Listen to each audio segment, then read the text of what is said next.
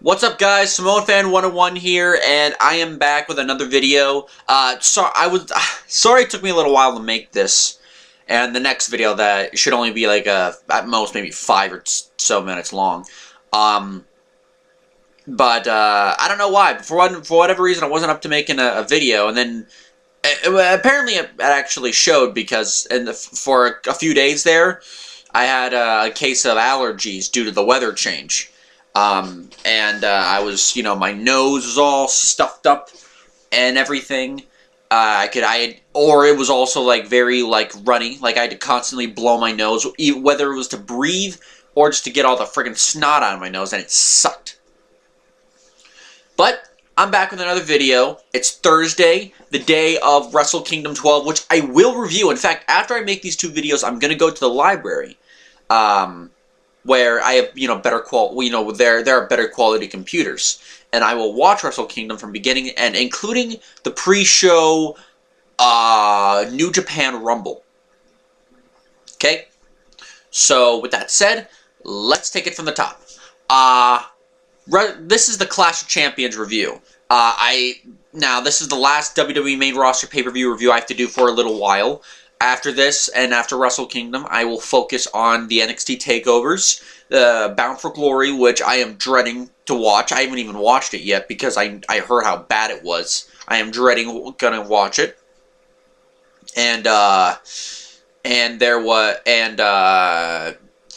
I know it's pretty much a lost cause by this point, but trying to review all those shows that I said I would. The WCPW shows, trying to catch up on Defiant Wrestling, which just launched earlier this last month now. Now that we're in the new year, it's 2018. Completely forgot about that. So with that said, let's take it on. Clash of Champions. This wasn't a bad show, and well, maybe bad show is not exactly what I would say. It had a few good matches, but it was a show marred by weird-ass booking decisions. Which, if you look at WWE in 2017, that's pretty much the common theme. Potentially great shows marred by stupid booking. But with that said, let's get this on the road. The pre-show match, the kickoff show, we had Mojo, Rawley, and Zack Ryder. Now, in the weeks leading up to the match, Mojo, Rawley, and actually not the weeks, months and months, Mojo, Rawley, and Zack Ryder, the Hype Bros, have been constantly losing their matches to the point where they're even like, we got to change something about it. And then a few weeks before the pay-per-view, they lost another match, I believe, to the Bludgeon brothers, Rowan and Harper. And then after a promo in the ring, Mojo attacked Zack Ryder, and then he started his heel turn. Now the match here. Oh, speaking of which, Mojo Rawley's theme song, I didn't mind his theme song. I mean, it wasn't horrible, but maybe I'll have to get taken some used to, considering the fact I've only heard it once. And I haven't seen SmackDown this week, which means they're probably not doing much with Mojo Rawley at all. I think he's in the U.S. title tournament, though, so there is that. I'll get to that with the next match. Zack Ryder came out, with a pissed off expression on his face, mind you, and Zack Ryder kind of fired her out with the amount of hell, trying to beat the shit out of Mojo Rawley, which is, it's good. That's good storytelling. Your best friend supposedly betrayed you, and now he wants to kick your ass because of betraying a friendship. Mojo Rawley pretty much took control early on. And this was a match. This was not a bad match. It was a match that had a couple good points. It wasn't a spot fest. There's not really too many spots I can name that were in the match. It was just a very average match. There was a point where Mojo Rawley on the outside did the running tackle to the side of of Zack Ryder, he got pushed in the barricade, and then Mojo took control there for a little while. Just basically doing the power game, being, basically it was a big man versus little man match. Even though Mojo Rawley, compared to some other guys in WWE, is not that big, but compared to Zack, Mojo's a big boy. Zack, fought back with a House of Fire. Instead of going for when he went for a broski boot, I do have to say this. Normally in a broski boot, he would go for the woo, woo, woo, and then would get him with the broski boot. Not this time. Instead, he just went back and just waylaid him right in the face. I think he may have done that twice, if I recall correctly. Maybe it was only once. I don't know. If he did it twice, that actually would make sense story-wise. Again, Zack Ryder's pissed. Then Mojo got the he fought back. The finish of the match was Mojo went for the running. I forget whether or not it was a running forearm or running punch. I think it was a running forearm while Zack Ryder was in the corner, and it looked like it freaking waylaid Zack Ryder. It knocked him the F out. It was fucking brutal. Just the way he hit it. It was. They even showed a couple replays, and the way he just took the move, including slow mo, it just looked. And even Zack Ryder on Twitter said, "God damn, he hits hard." He didn't say it in those words, but that's basically what he implied. So the match itself, though, was actually an okay match, which would be somewhat of a recurring theme throughout the show in terms of the booking. However, this was honestly one of the matches that was booked better than some of the main pay-per-view shows, which, if that's the case, usually that's not a good sign. Now we get to the actual pay-per-view. We have the opening match, which was a three-way match, and ended up being one of the best matches on the show. It was Baron Corbin defending the United States Championship against Dolph Ziggler and Bobby Roode. Dolph Ziggler once again came out to no music after his music hit, and then the rap theme, not the rap theme, like what? Yeah, I guess you could say the rap cutout theme kind of just stopped and no music played. They kind of forgot about that for a little while. This was actually a pretty good match. They both attacked Baron Corbin early on. Then for a little while, then for like a minute or so, it was like one-on-one. And by the way, all the matches on the show, it got time. But as it became clear, time was not the reason why the show failed. Like I said, it was the booking. This match actually went a little while. The opening match went about like 12, 13 or so minutes. The shortest match on the show, of course, was actually it was the Bludgeon Brothers match, but we'll get to that. But yeah, this match right here was actually really good.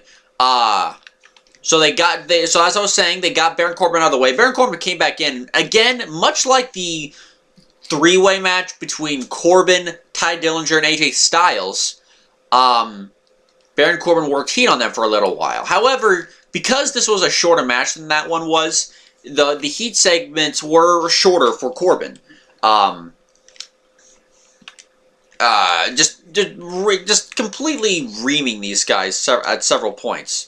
There was a nice little spot I liked when Baron Corbin did his slide out of the ring, went in the ring, went to close like Bobby Roode, but Roode ducked and hit Ziggler. Roode took control for a little bit. Blockbuster and Corbin, I think he kicked out. Then again, it was seemingly one-on-one with Ziggler and Roode. Then Corbin came back in to break it up after Ziggler hit a Famouser.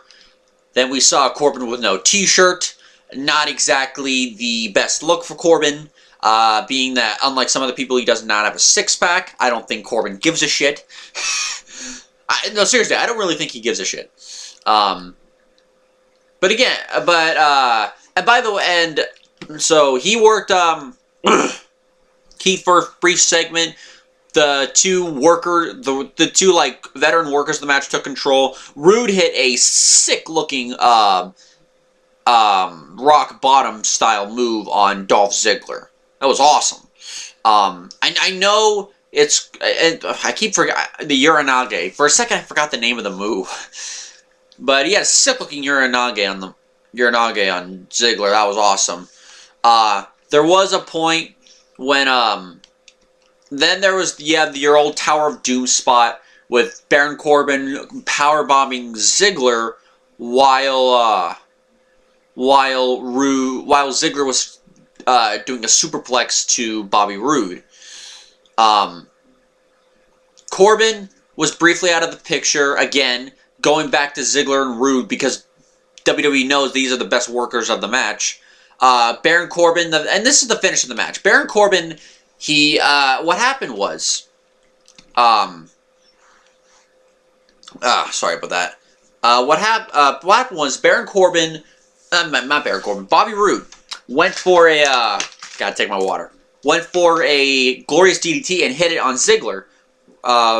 Corbin got in the way, tried to break it up. Roode threw him out of the wing. God, what is wrong with me? Threw him out of the ring. Then Corbin went. Then, as Roode was going for the pin, Corbin pulled Roode out of the ring, hit him with a choke slam onto his knee backbreaker. So, on the floor. Which, honestly, if he had just choke slammed Roode on the floor, that actually would have been awesome. Just a regular choke slam. Back in the ring, Corbin went for the end of days. Now, we've seen this finish before. We saw it earlier in the same year. Oh, no. We saw it actually exactly at the end of 2016 when Dolph Ziggler did the same thing in the three-way match for the WWE title with Ziggler, Corbin, and AJ Styles. And so Corbin went for it end of days. Ziggler came up from behind, hit the zigzag onto Corbin, pinned Corbin for the United States Championship, and Ziggler was your United States Champion. Now, for the night that it was, I'm like, okay, Dolph Ziggler finally got a win after people not caring. Because people still don't really care too much about Ziggler, and you can't really blame Ziggler for that. You have to blame the company for doing the start and stop push each and every time. It was just ridiculous. I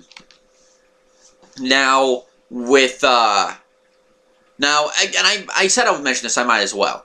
In the coming weeks on SmackDown after the pay-per-view, Dolph Ziggler basically went out to the ring and hit it and basically said, hey, look, this isn't the first time I won the United States Championship. Here are all the other titles I've won. World title, Intercontinental title, United States title.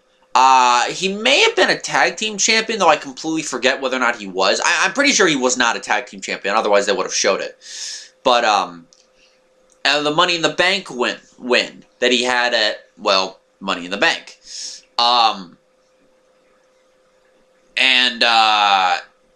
It was basically, and all it did was enforce to me, God, look at all the things that this guy did, and they still, half the time, book him like complete total shit. I'm like, what the hell, WWE, what the hell? And then he vacated the United States Championship, and then, as we've seen on SmackDown, unless you have not been paying attention, and I don't blame you if you haven't, a U.S. title tournament ensued. Baron Corbin and Bobby Roode faced off. Bobby Roode won. I believe Jinder Mahal and Ty Dillinger faced off. Mahal won. I think there's going to be a match between Zack, Ryder, Mojo, Rawley, and there's going to be a fourth match between Rusev and, I was about to say Chad Gable. Oh, no, not Rusev. Rusev's not in the tournament. Very sad. Neither is Chad Gable. Again, very sad. Or maybe they are. I don't know. I can't remember. I honestly cannot remember because I don't care to remember right now. Believe it or not, I did not even see this week's SmackDown yet. So after I watch Wrestle Kingdom, I'm going to have to find the time to watch SmackDown. We go on to the next match. And I don't know what they're doing with Ziggler right now. Right now, he's basically taking his leave of absence. I don't know what they're doing. We go to the next match. It was for the WWE SmackDown Tag Team Championships. It was the defending champions, the Usos, Rusev and Aiden English, who were probably the most over people on the entire show, mainly Rusev. The New Day, this case being, I believe, Kofi Kingston and Big E, and Chad Gable and Shelton Benjamin, who they keep making fun of, calling him American Alpha 2.0. Which, by the way, as long as the babyfaces keep calling them American Alpha 2.0, all you're doing is handicapping these guys. Then we had, in the beginning, what was really good stuff, but then it kind of died. Because here's the thing. They changed the rules. It was a Fatal 4-Way Tag Team match. Here's what happened, though. What happened is that they changed the rules in that each member of all 4 teams could be in the ring at the same time, and they could only tag their tag team partner. Whereas previously, Fatal 4-Way Tag Team matches would have 2 people in the ring, and the person could tag anybody, including their tag team partner, or just anybody else. I don't know why they changed the rules, because believe it or not, these guys, after the first couple minutes, they were then working 2 different tag team matches in the same ring, which, by the way, is never a good thing. These guys, by the way, went the same amount of time as Roode and Ziggler and Corbin did. So about the same, 12 to 13 minutes. So it started out nice, though. I will say that. It started out nice with everyone going to war with each other. It was dive crazy. Usos did a dive. Kofi did a dive. Shelton Benjamin did this sick-looking belly to... not exactly a belly to belly, but he did this sort of suplex off the top rope to one of the Usos, which for a guy Shelton Benjamin Jays, he's 41 or 42. It's impressive that he could still do that and still feel 10 years younger than he really is. He probably wishes he was 10 years younger. New Day took control for a little bit, hit drop kicks. And by the way, whenever Rusev hit his moves, the people chanted. It was freaking Rusev Day up and down the crowd. And this is pretty much where the match died. After a nice little move, admittedly, by Gable and Benjamin to Kofi. It was like a back suplex mixed in with a Doomsday Device style clothesline from the top rope. It's actually pretty awesome. But here's the problem: they were working 2 different matches in the same ring, with the New Day and Gable and Benjamin facing off on one side of the ring, and on the other side of the ring, Aiden English and Rusev were facing off against the Usos. Now, the story was that they were both heels, which, by the way, if you haven't been paying attention to SmackDown, yes, Chad Gable and Shelton Benjamin are heels now, although half the time you would barely even notice, but I could tell just by their heelish tendencies. Whenever I guess since they were both heels, they would go after the baby faces. Okay, fair enough. However, as Aiden English and Rusev were going for pins, Gable and Benjamin would break it up. Same thing with Gable and Benjamin. When they would go for pins, Rusev and English would break it up. And despite the fact that they were breaking up each other's pins, they were still working together, basically against the babyface teams, until they basically said, fuck this, and went at it. The Uso and... whoever Uso, I don't know, again, and Kofi. Actually, it may have been Jay, because I think Jimmy worked the end. Again, I can't remember. Then Big E came in. They were basically working together against both the heel teams, although, unlike in the other case, they were working one match, and they were going all out against each member. Doing double moves here and there, splashes, and then Big E went for a pin. Uso's like, no, screw that, and then super kicked him right in the face, which was awesome. It was like a freaking Young Bucks thing, where the Usos went for the super kick party. They hit it on Big E, as I said, hit it on Rusev, they had a double super kick on Aiden English, went for 2 different super kicks on Gable and Benjamin, but that didn't work.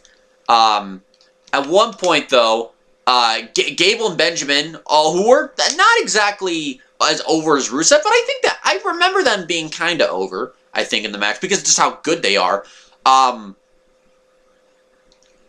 Gable went for, I forget, what was it? Was it Texas Cloverleaf, or was it a sharpshooter? I think it was a Texas Cloverleaf. He went for a Cloverleaf on one of the Usos. And Kofi went for a dive to try to basically save them. Benjamin countered by doing by countering that dive into a powerbomb, which was awesome. English and Rusev came in. English hit his forward DDT style move. I forget what he calls that. And as English was coming in, Rusev kicked Gable in the back of the head. I was like, oh, I'm hoping that English and Rusev win. English went for that. I forget what. Okay, I've seen him do this move before. It's like it's a variation of the FU, the AA Fireman's Carry Slam or Death Valley Driver. I mean, except he has him like kind of in a similar position, like instead of John Cena facing, like, you know how John Cena faces the camera, does the FU. His opponent's head is going this way. English's opponent, his head is going that way. He does like a slam where he kind of lifts them up and then just kind of slams them into like in a weird looking move. It looks cool, admittedly. The way English does it, it looks cool. Honestly, that should be his finish. If it isn't, I'm shocked, because it looks kind of cool for a finish, because it looks different, and I like that. Rusev at one point got the accolade on Chad Gable. Crowd cheered for him big time. Then Big E went in to interfere, tried to attack Rusev. That didn't work. Rusev just kicked him, got him in the accolade. Again, people are pulling for Rusev to win. Who wouldn't? Rusev Day is glorious. No pun intended on Bobby Roode. Then Chad Gable in one of the more impressive spots. Keep in mind, this was about the last few minutes of the match. All the spots I'm naming right now was the last few minutes of the match. Basically, they worked two matches in one match for a little while, and then like the last few minutes, oh, well, wait, all these teams are awesome. Let's just let them do their shit. And that's exactly what they did. Just to preface what's going on. Chad Gable came in the ring. He had German suplexes on everyone. Deadlifted people. Deadlifted Rusev. Did the Chaos Theory on English, which looked like it hurt like hell. The way English sold it was just brutal. He did another Chaos Theory on Big E, which was also awesome, because Big E, as his name states, he's a big boy. The Usos went for their finish after Gable tried to get a German suplex on one of the Usos. Super kick into a top rope splash, and the Usos retained their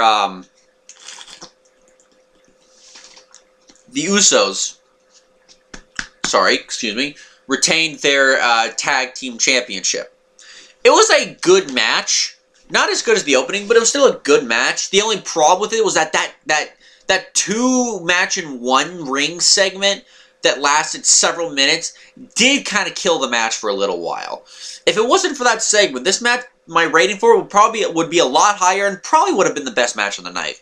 But as it is, it's still enjoyable.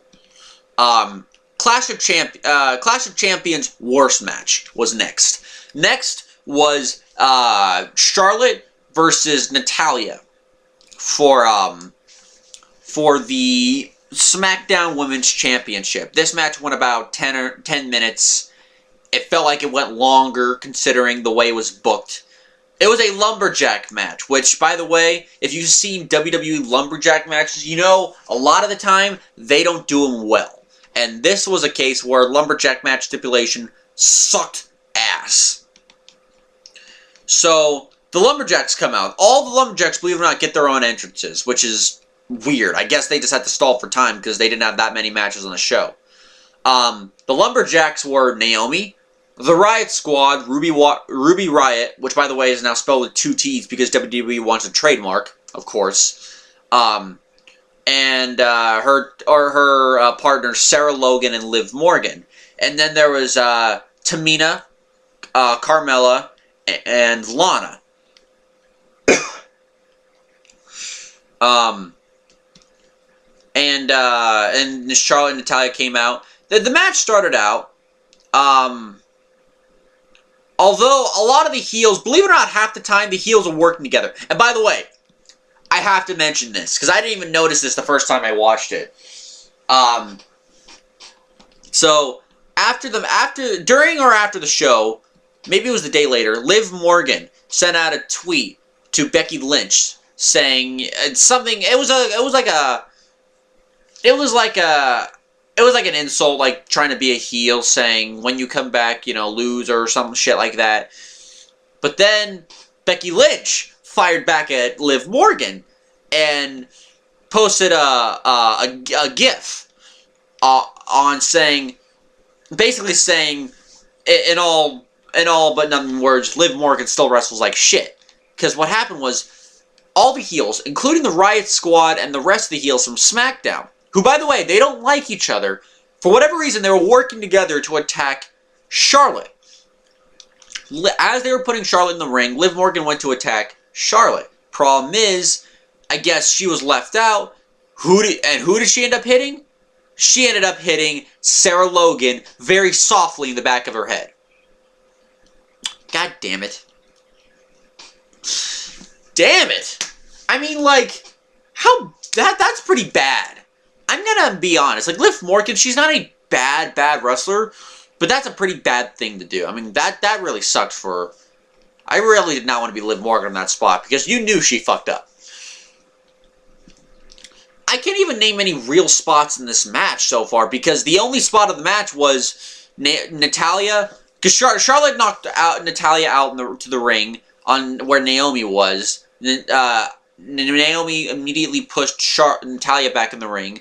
Then Charlotte got knocked outside of the ring, and that seemed to be the strategy of the whole match. By the way, was Natalya would knock Charlotte out of the ring, and all the heels would go to attack Charlotte. This went on, by the way, forever. All the heels were going after each other all the time.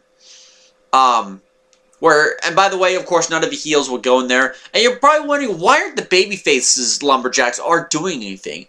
When you count out the amount of lumberjacks, Naomi is the only babyface lumberjack out there. So yes, we have... How many babyfaces do we have on SmackDown? We have 3. We have Charlotte, Naomi, and Becky Lynch, who, by the way, is out filming a movie. But hopefully should be back in the next couple weeks, if she's not back already, because I haven't watched SmackDown this week, nor have I read the results. We have 6 heels in the Riot Squad. No, 7 heels. The Riot Squad, Natalya, Tamina, Lana, and Carmella. And 1, 2, 3 baby faces. That's pretty fucking unbalanced, if you ask me. I mean, my lord, was that bad. I didn't even realize it until I heard the Brian and Vinny show when they reviewed it. And by the way, I didn't really like their review too much. They were way too basically whiny about the show. But I can understand where they were coming from. And especially in this match, they mentioned that. I'm like, holy shit, they're actually right. I mean, that threw me in for a loop. Now looking back in this match, man, it still sucks. Charlotte tried to fight back. Basically, whatever Charlotte tried to do, whenever basically, to put it into perspective, there was no flow to this match. As soon as you might think it might keep going, again, Charlotte would be sent to the outside, and the heels would beat on the babyface. This lasted forever. It wasn't until Naomi basically said, screw it, when all the heels are beating on Charlotte on the outside. Naomi went in the ring, hit a dive over the top rope, and landed on all the heels. Basically said, screw you guys. Natalya went for a sharpshooter. Charlotte got to the ropes. I think they pulled Charlotte out. Either that, or finally the heels started acting like heels.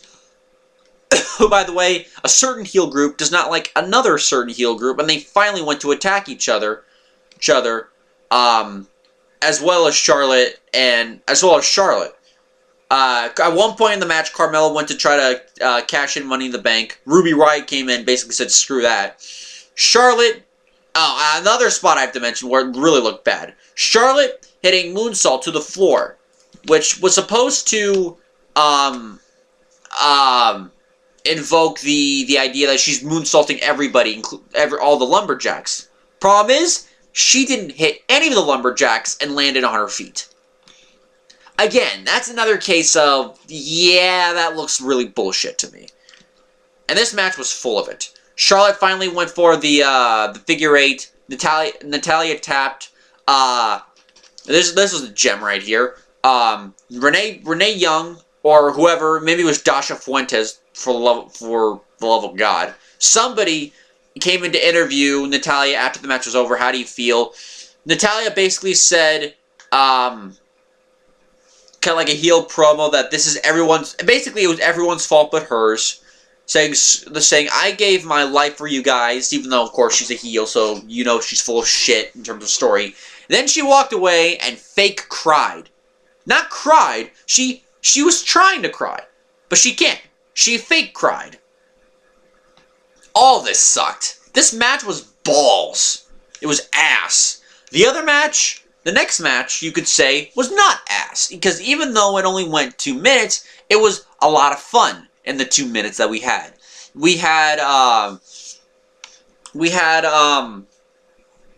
the Fashion Police, which I don't know if they're still called Breezango, if they're called the Fashion Police. I'm still gonna put their Breezango name in the comment section, in the description down below. But if they keep going 2018, I'm just going to keep calling them the Fashion Police. The Fashion Police face off against the Bludgeon Brothers. Believe it or not, they built this match up for months and months and months. Going back to, I think, either the Backlash show or the Money in the Bank show. I'm pretty sure it was the Money in the Bank show. They went all the way back to Money in the Bank. They were building this thing up. All for a 2-minute match, but who cares? We got some pretty good Fashion Files segments. It was a lot of fun, and of course, Roode and Harper completely destroyed Fashion Police. Fashion Police tried in the beginning, only to get pretty much assaulted. Their various power bombs. There was like an 8-assisted power bomb. Their finish, by the way, which actually is kind of a cool finish. Roode and Harper basically do a double Razor's Edge onto Fandango in the ring, and they pinned him. And it's not the same Razor's Edge as Cesaro and Sheamus sometimes do together, where they kind of run across the ring. This one, they basically lift their opponent up and slam him in the ground in a Razor's Edge position. Gotta admit, that's pretty awesome. Next up, we have... There really is nothing else said. There's really nothing else said. It was fun. It was enjoyable. And fun and enjoyable was nothing like that goddamn lumber match. I mean, holy shit, that was horrible. Next, we had Kevin Owens and Sami Zayn against Randy Orton and Shinsuke Nakamura with 2, not 1, but 2 special guest referees, Daniel Bryan and Shane McMahon. Which, by the way, earlier in the show, I gotta mention this. I forgot about this. Earlier in the show, Daniel Bryan said, this referee shirt doesn't fit me. Go find one that does. And I'm just like, I could totally believe that a lot of the referee shirts don't fit him. Daniel Bryan is a small dude. Of course the shirt probably doesn't fit him. What about the match itself? The match... Oh, by the way... Daniel Bryan was wearing a straight-up I just feel like I have to mention this. Daniel Bryan was wearing a straight-up referee shirt, while it looked like Shane McMahon was wearing something more like a jersey than a referee shirt. It was a referee shirt, but it was like his own personalized referee shirt. Daniel Bryan doesn't have that. Maybe he's just more straight man. I don't know.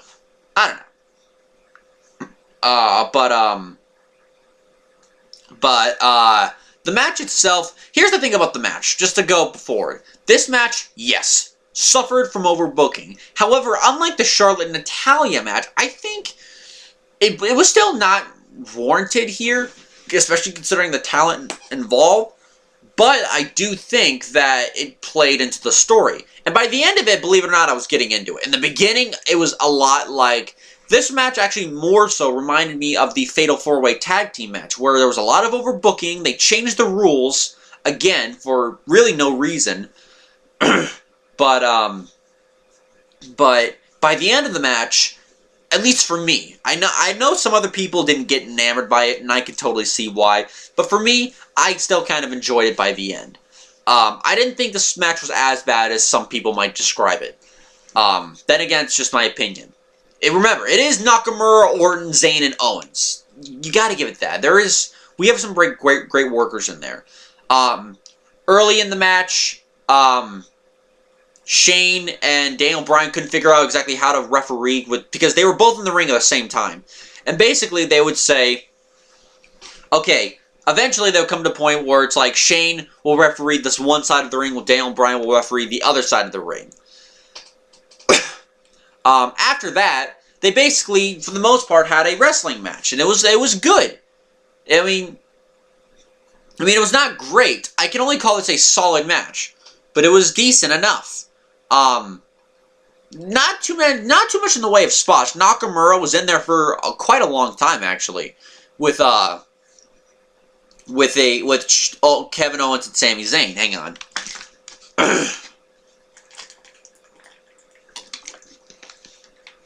Including a nice little spot, I thought, when Sami Zayn did a drop toe hold and then Kevin Owens did the running senton. Randy Orton came in with the interference. Owens had another running senton on Nakamura. Nakamura put his knees up. Then it was, for a while, it was Orton and Sami Zayn. Which, by the way, I don't think we've ever seen a singles... We may have seen a singles match between Orton and Zayn. Not on pay-per-view, definitely not. I think on pay-per-view, these guys could have a kick-ass match if they tried. There was a nice little spot when, I think like Sami Zayn was like on one leg on the turnbuckle post. He was on there like on one leg. Randy Orton went up for a top rope superplex, which, by the way Sami Zayn sells things looked absolutely brutal the way he does it. Randy Orton has one of the best superplexes ever. I mean, no one will ever deny that. As well as one of the best drop kicks. Kevin Owens came in. They basically brawled outside for a little while. Kevin Owens had not a top rope, but he had a frog splash from one announce table to the other onto Shinsuke Nakamura. That took out Nakamura for the rest of the match, and it was basically Randy Orton against Owens and Zayn. So they basically did their work. What happened was, and Sami Zayn... Randy Orton hit an RKO on Sami Zayn, right? As Shane McMahon was going for the pin, Kevin Owens knocked over Daniel Bryan trying to break up the pin. He knocked over Daniel Bryan into Shane McMahon. Shane thought that Daniel broke up the pin on his own, which pissed off both Randy Orton and Shane McMahon. Randy Orton inevitably hit, I think Randy Orton did hit an RKO on Kevin Owens, I forget. Then, Sami Zayn rolled up Randy Orton on, believe it or not, on Daniel Bryan's side of the ring. Then again, Bryan was not in the best position. He was kind of stuck in the corner area where Shane McMahon was doing the pin. So, kind of bad timing for Bryan. But the story was, Shane McMahon went for the pin, 1, 2, and then purposefully held up his hand for the 3, basically screwing over Sami Zayn. Then Daniel Bryan gets pissed, starts shoving Shane McMahon, Randy Orton, and basically in the heat of the moment, and as he explained later on, as what was best for the SmackDown brand, what he thought was the best for SmackDown brand. When Shane McMahon turned his back, again, Sami Zayn rolled up Kevin Owens. Sami Zayn rolled up Randy Orton. Daniel Bryan hit a fast count, which Shane McMahon tried to break up, but it was too late. He hit the quick 1, 2, 3, and Sami Zayn and Kevin Owens won the match. Early on, it was kind of a mess. as the match went along, it started getting better and better. That's how I do this match. It reminded me of the tag team match in that ways, because in that match it was a little bit different. It started out strong, then it got weaker and weaker, and then the last few minutes were awesome. This match was basically started out weak as all living shit, and as it went along, it got better, and I thought to a solid match. It was not the best match on the show, not by any means, but I thought it was a decent enough match. Now, by the way, this match went like 20 minutes. Although I will say the one thing about this match that I didn't like was how much of an afterthought it made Shinsuke Nakamura and Randy Orton feel. Because Kevin Owens, Sami Zayn, Shane McMahon, Daniel Bryan were all part of the story. Orton and Nakamura, they were just wrestlers in the match. They were just nice bodies who were good workers. That was about it. No wonder why Nakamura stopped trying. It seems like they've stopped trying. So we have the main event, which went over 20 minutes, which for a Jinder Mahal match is usually not a good thing, but in this case, it thankfully worked out fine. AJ Styles defending the WWE Championship against Jinder Mahal in the main event, which was actually, in my opinion, the best match of the night, and also a really good match. This was Jinder Mahal's best match since coming back to WWE, and especially since he started his main event run on SmackDown. Early on, AJ Styles went for his left knee. He went to attack the knee, which of course would play into the finish. And the way Styles attacked the knees was actually pretty awesome. Working kicks on Jinder Mahal's left leg, doing a leg hold. A part of what makes this match really good was the way AJ Styles sells. Why the matches.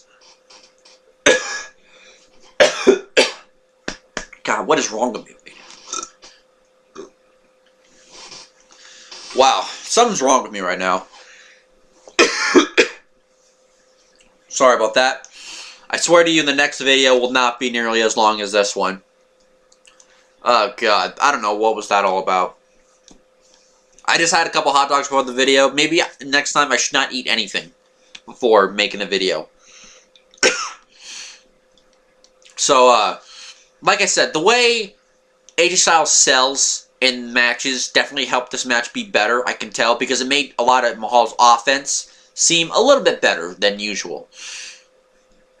Now, you can make arguments as to why the Nakamura matches and the Orton matches were not good. Whether it was Nakamura not trying hard enough, even though maybe, and Randy Orton, you could say, wasn't really trying that hard. Another part of it is that the matches were all just way too friggin' long, especially the Orton matches. All of them went like 30 minutes, which, by the way, for a guy who just started the main event, who's not that great of a worker, not a good idea. But AJ Styles is a different kind of wrestler, and pretty much his matches with Mahal, both of them being good and actually enjoyable WWE title matches, proves to me that AJ Styles is the best wrestler in the company, bar none. He's the best, and you're not gonna tell me no way you can tell me otherwise. There was a nice little spot when they exposed the ring barricade where the timekeeper's area is, and Mahal rammed Styles' body into it. That was actually pretty brutal looking. Jinder did work heat in the match, but it was not that long, and it was a little bit different than the normal, he did a headlock kind of thing. He had a knee which sent Styles to the outside of the ring, because they were back in the ring. Sent him to the outside, hit a front suplex on one of the announce tables. By the way, the same announce table that was broken earlier by Kevin Owens and when he splashed Nakamura, so I guess they needed it. I mean, and, you know, admittedly, Mahal went for some different offsets. He went for a leg scissors hold, which was different for Mahal to do. He did hit, and this is a move I've never seen before, and honestly, it's a move that I would picture Tatanka doing back in the 90s. He went on the middle rope, right? He was doing this, like, with his hand, and then, he jumped off the middle rope on AJ Styles and hit a quick chop like this. And I'm like, that's a move I would picture Tatanka doing, not Jinder Mahal. Even Brian Alvarez even said, like, the way he started doing this move was just hilarious looking. It was amazing. He went for it again. Styles hit his drop kick. Styles later on went for a he went for a phenomenal forearm. Mahal thankfully countered. For him, thankfully. Mahal then went to a fireman's carry and then hit a double knee gut buster. Now, granted, he did partially miss Styles' body, probably just to make sure he did it safely. He didn't want to hurt Styles. But basically, he had a double knee gut buster. Again, a move you don't see Mahal do. A lot of new moves from Mahal happened in this match. I think he went for a suplex, a superplex. Instead, Styles got him in the electric chair position, just slammed him. Eventually, Styles went for, Styles hit his combination. He went offense on Mahal for quite a little bit. He hit a surprise the way he did it. The Ushigoroshi, which, by the way, he named after a move, I think the same move that Haruki Goto does. He named it after Haruki Goto, which is awesome. He hit a Ushigoroshi as Jinder Mahal was coming off the ropes. But he didn't just, put him on the fireman's carry and then did the move. He kind of did like an all-in-one motion. He picked him up and then immediately went for the Ushigoroshi, which admittedly looked pretty cool. Styles, I think, went for a Bloody Sunday DDT. That didn't work. I think that's what he did. Either that or he was going for some kind of suplex that didn't work. If he did hit the Bloody Sunday, it would have been awesome. Especially for a guy as tall as Mahal. Mahal was a tall guy, just so you know. Jinder Mahal, then, he did like his body slam style move where he, instead of hitting like a body slam, or like a regular slam like this, he kind of lifted up in the air, just flung him in midair, and Styles landed on the stomach. Admittedly, the way he does that move is actually kind of cool. Later on, Mahal did, and when I saw this, I was like, he stole a move from Ryback. He basically did the shell shock, which Ryback was, and maybe on the indie still is, Ryback's finishing move. But I'm just like, hey, he pulled a Ryback, his old rival from 2012. Remember back then when Mahal and Ryback were feuding? I am probably the only one that remembers that. My lord. I just remember the one jobber match where Ryback was like, Jinder, stupid. This was back when Ryback had kind of like a one-note character, and people were constantly chanting Goldberg at him.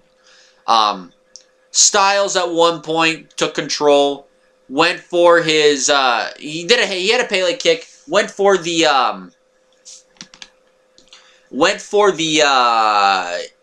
Total World DDT, that didn't work, and then he got booted in the face for his troubles. Look at you've noticed the moves I'm describing. All of them are not simple, all of them are not, like, amazing moves that, like, you'd expect, say, Okada and Omega, or Okada and Tanahashi to do.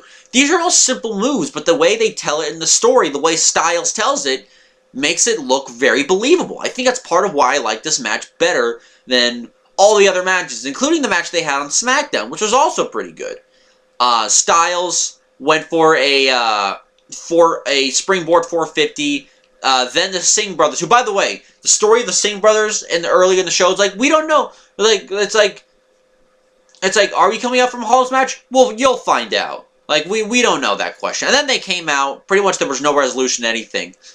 Because if you don't remember, the week before the pay-per-view, they teased that the Singh brothers were on the side of AJ Styles. Styles saw through their shit and beat the hell out of them. Did the same thing here. He went over, hit a forearm from the outside, from inside the ring, hit a Styles Clash on the other Singh brother. I think it was Sunil. Then went for a phenomenal forearm. Jinder Mahal got him with a knee to the back. Then got him in, again, one of the only times I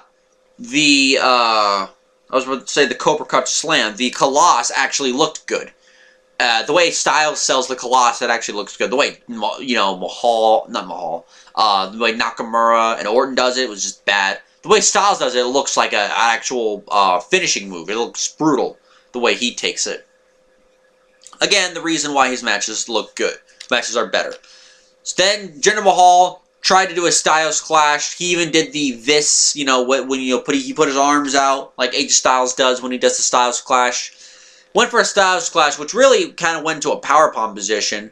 Styles then rolled up Jinder into the calf crusher, and Mahal had to tap out. Which also played in earlier to the match when AJ Styles was attacking Mahal's leg. And Mahal's tapped out. Styles retained the WWE Championship. Thank God. Now, as it appears, it appears that they're at least building up AJ Styles and Kevin Owens for a WWE Championship match. I haven't seen SmackDown this week, but odds are, and I hope they do this, they put Sami Zayn in there and make it a triple threat match. That would be awesome. But, this match was actually the best match in the show. It was a really, really good match. Again, Mahal's best match since coming back. His second best match behind the match with Seth Rollins in NXT when Rollins first won the NXT Championship. You got to go back and watch that. It was actually a great match. I actually would give that match like 4 stars, I think, if I recall correctly. But this match and this show, this match was it was really good. The show itself, not a bad show, but the booking did not help matters. So I'll give it a thumbs up show, but it's like an unenthusiastic thumbs up. Like, you could watch it, but just be wary of some of the shit that's in the show.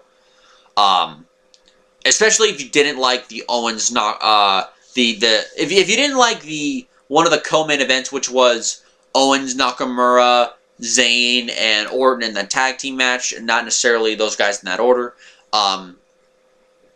I can understand. And the booking of the tag team title match also was not as well. And of course, the women's match was just absolute complete dog shit.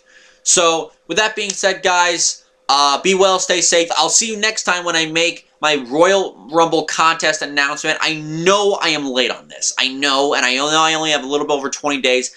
I'm still going to try to do it. So with that said, guys, be well, stay safe, have a good day. I'll see you really soon with the next video. Until next time, guys, peace.